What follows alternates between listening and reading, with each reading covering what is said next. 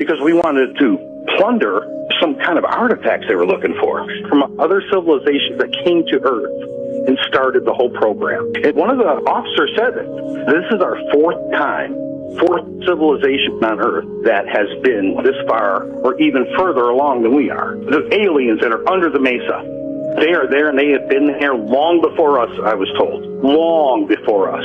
We worked with them under some kind of a treaty.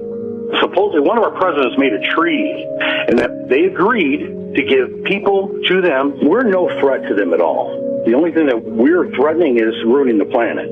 But we're not a threat. And they don't want to eliminate us, but this is the fourth time. Supposedly they had this experimental society of a crossbreed, and we're number 4. Supposedly technology before us was way further advanced than what we are now, but it's eliminated. We can't even find it because it's eliminated. They eliminated. Supposedly they eliminated society before this one. Of the real reason that we invaded Iraq, because you and I have been lied to our entire lives. In part 1, we talked about how an archaeologist discovered the ancient city of Uruk in modern-day Iraq, and then he discovered the tomb of Gilgamesh, and coincidentally, a few months after, we invaded Iraq. Well, buckle up, because this goes so much deeper than just his tomb. Now for this video, we have to go back to the days immediately following the flood, and this brings us to Genesis 10. Genesis 10 is the genealogy of Noah. Genesis 10:1 tells us that the 3 sons of Noah were Shem, Ham, and Japheth. Down it says Ham had Cush, and then Cush had Nimrod. So Nimrod in the Bible is Noah's great-grandson. Now why am I talking about Nimrod? Because Nimrod is Gilgamesh. In the Bible, we learn that Nimrod established a very large kingdom. He was essentially the first king of the world, and it also says that he ruled over all of the other sons of Noah. Now, because of this, there were many different peoples that would write about Nimrod. It was their personal account of who Nimrod was. The Babylonians wrote about him, the Assyrians wrote about him, the Hittites wrote about him. It says even in Palestine, tablets have been found with this man's name on them. He was obviously the most popular hero in the ancient Near East. And of course, the Sumerians wrote about him in the Epic of Gilgamesh. I'm gonna go back to Genesis 10 to find out about Nimrod's kingdom. This is Genesis 10:8, and it says up at the top, he began to be a mighty one on the earth. We'll go back to that verse later. He was a mighty hunter before the Lord. Therefore it is said, like Nimrod, the mighty hunter before the Lord. Verse 10, and the beginning of his kingdom was Babel, Erech, Akkad, and Calneh in the land of Shinar. That's southern Mesopotamia. From that land, he went to Assyria and built Nineveh, and there's more. I'm not even going to attempt to pronounce them. Let's bring that verse to life a little bit. Here is a visual of Nimrod's kingdom. Down here, we have the Tower of Babel.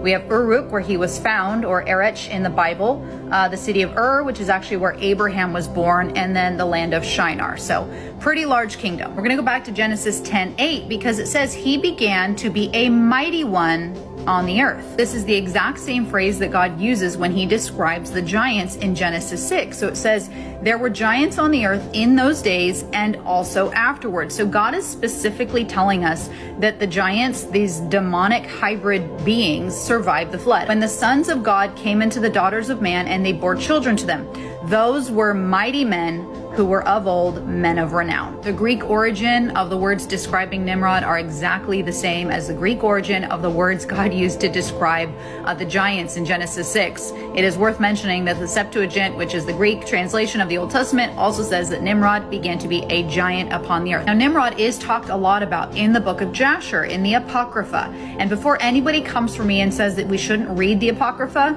this is in the Bible, Joshua 10. Is it not written in the book of Jasher? 2 Samuel 1, indeed, it is written in the book of Jasher. The authors of the Bible are referring us to other additional sources so we can find out additional information. Back to Jasher, it says, and they brought him offerings, and he became their lord and king, and they all dwelt with him in the city of Shinar, and Nimrod reigned over the earth and over all the sons of Noah, and they were all under his power and counsel. And all the earth was of one tongue, we know this, and words of union, but Nimrod did not go in the ways of the Lord. Here's what's interesting.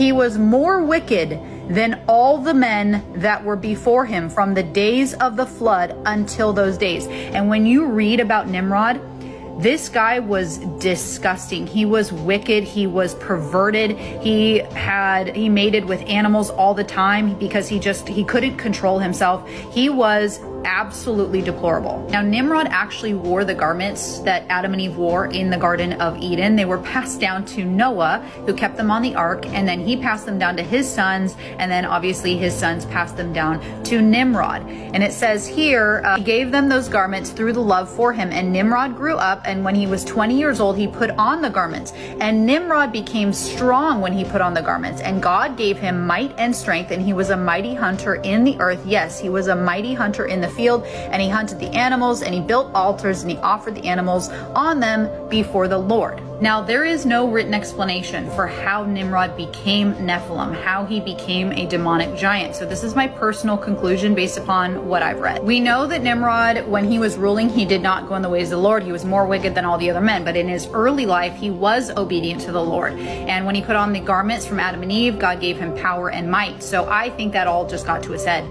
I think as he aged, he started to abandon the Lord, and he started to serve Satan. And what does Satan do? He takes everything that is God's and he twists it in his own perverse and evil way. So I think as Nimrod started to serve Satan, Satan used that power that God had given him and somehow transformed him into this Nephilim, into this demonic giant and a completely wicked, horrible, grotesque man. Now, because he was Nephilim, he had access to Nephilim technology. And this is where we get into the conversation of the Stargate, which is a demonic portal. This is where it gets kind of crazy. And I know this is going to be a lot to take in for some people, but y'all, the truth is that we live in a spiritual world.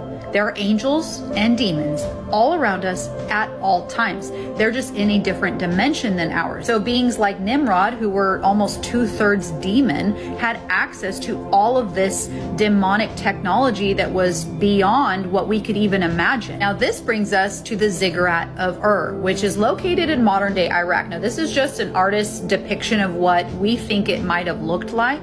This is what remains, and it was believed to have a Stargate buried underneath. This is pretty much what they look like. It's a portal to another dimension. And so all of the demonic rulers, in the ancient civilizations, they had access to all this. They had this technology, and God tells us this in the Bible. And so when that archaeologist found the tomb, found the city of Uruk, that's a red alert for our government, because there's a lot of fallen angels that rule this world, and they are in power in our world. I'm not going to say any more than that. So when they got word of Gilgamesh or Nimrod, they knew what they were looking for. But who was in their way? Saddam Hussein. Because Saddam actually thought that he was a reincarnated version of Nebuchadnezzar. In the 1980s, during the Iran-Iraq War, Saddam Hussein became obsessed with the Babylonian ruler Nebuchadnezzar. Saddam saw himself as a modern reincarnation of Nebuchadnezzar, and to prove it, he spent millions building a massive reconstruction of Babylon. In addition, he actually tried to reconstruct the Ziggurat of Ur. So that means that he had the technology to the Stargate that was known to be below. Hussein either was able to get the Stargate working or learned something important from it, and Big Daddy America got concerned. The Bush administration recognized that Hussein had some very, very valuable, relevant information concerning the ancient history of the planet, either technology or text basically confirming this, and he was going to release this to the public. I think that was a big part of the reason why the Bush administration went into Iraq, to stop him from revealing this information and to also, of course, this is what I think, control it themselves. Now, all of this sounds crazy until you actually do some digging, and you find on the CIA's website a project called Stargate. Now, this goes back many, many years, because there are many Stargates all around the world. This document obviously is from 1993, and it covers the discussion of paranormal activity. The investigations described in this report involve a class of human capabilities generally referred to as parapsychological or paranormal phenomena. There are two general types, informational and energetic. There's a lot of weird stuff in this report, and it takes some time to read through, but you can find it yourself on CIA.gov. There's this story as well from 1928. You can find this on TikTok. This man was digging underneath Egyptian pyramids. He found a Stargate, went through it, and he actually brought people with him.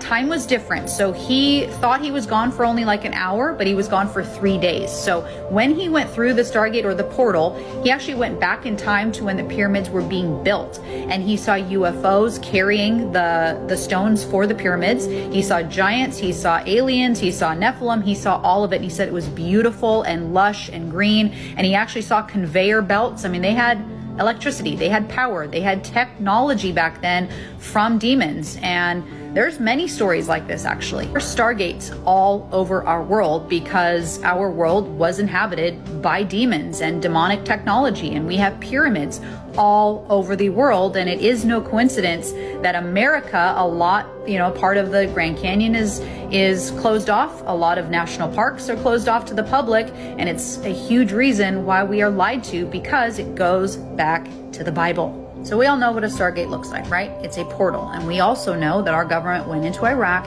and took the Stargate that was under the Ziggurat of Ur.